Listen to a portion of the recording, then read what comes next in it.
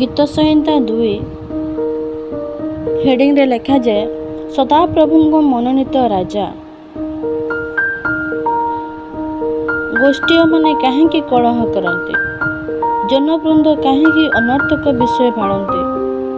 ସଦାପ୍ରଭୁଙ୍କ ବିରୁଦ୍ଧରେ ଓ ତାହାଙ୍କ ଅଭିଷିକ୍ତ ବ୍ୟକ୍ତିଙ୍କ ବିରୁଦ୍ଧରେ ଭୂପତିଗଣ ଠିଆ ହୁଅନ୍ତି ଓ ଶାସନ କର୍ତ୍ତୃଗଣ ଏକତ୍ର ମନ୍ତ୍ରଣା କରନ୍ତି। ଆସ, ଆମ୍ଭେମାନେ ସେମାନଙ୍କ ବନ୍ଧନ ଛିଣ୍ଡାଇ ପକାଅ ଓ ଆମ୍ଭମାନଙ୍କ ନିକଟରୁ ସେମାନଙ୍କୁ ରଜ୍ଜୁ ଦୂର କରିଦେଉ। ଯେ ସ୍ୱର୍ଗରେ ଉପବିଷ୍ଟ, ସେ ହସିବେ, ପ୍ରଭୁ ସେମାନଙ୍କୁ ପରିହାସ କରିବେ। ତହୁଁ ସେ ଆପଣା କୋପରେ ସେମାନଙ୍କୁ କଥା କହିବେ ଓ ଆପଣା ମହାକୋପରେ ସେମାନଙ୍କୁ ବ୍ୟାକୁଳ କରିବେ।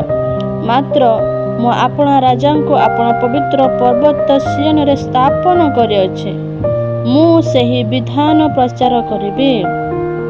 ସଦାପ୍ରଭୁ ମୋତେ କହିଲେ, ତୁମ୍ଭେ ଆମ୍ଭର ପୁତ୍ର, ଆଜି ଆମ୍ଭେ ତୁମ୍ଭକୁ ଜନ୍ମ ଦେଲୁ।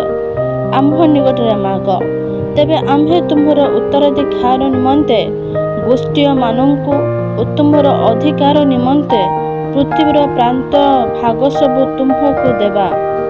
ତୁମ୍ଭେ ଲୌହଦଣ୍ଡରେ ସେମାନଙ୍କୁ ଭାଙ୍ଗିବ, ତୁମ୍ଭେ କୁମ୍ଭକାରର ପାତ୍ର ପରି ସେମାନଙ୍କୁ ଚୂର୍ଣ୍ଣ କରିବ।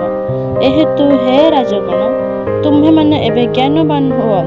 ହେ ପୃଥିବୀର ବିଚାର କର୍ତ୍ତୃଗଣ, ତୁମ୍ଭେମାନେ ଶିକ୍ଷା ଗ୍ରହଣ କର।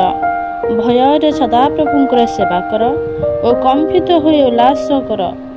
ପୁତ୍ରଙ୍କୁ ଚୁମ୍ବନ କର, ନ ହେଲେ ସେ କ୍ରୁଦ୍ଧ ହେବେ ଓ ତୁମ୍ଭେମାନେ ପଥରେ ବିନଷ୍ଟ ହେବ। କାରଣ ଶୀଘ୍ର ତାହାଙ୍କର କ୍ରୋଧ ପ୍ରଜ୍ୱଳିତ ହେବ। ଯେଉଁମାନେ ତାହାଙ୍କର ଶରଣ ନିଅନ୍ତି, ସେ ସମସ୍ତେ ଧନ୍ୟ। ପ୍ରଭୁ ଏ ବାକ୍ୟରେ ଆଶୀର୍ବାଦ କରନ୍ତୁ। ଆମେନ୍।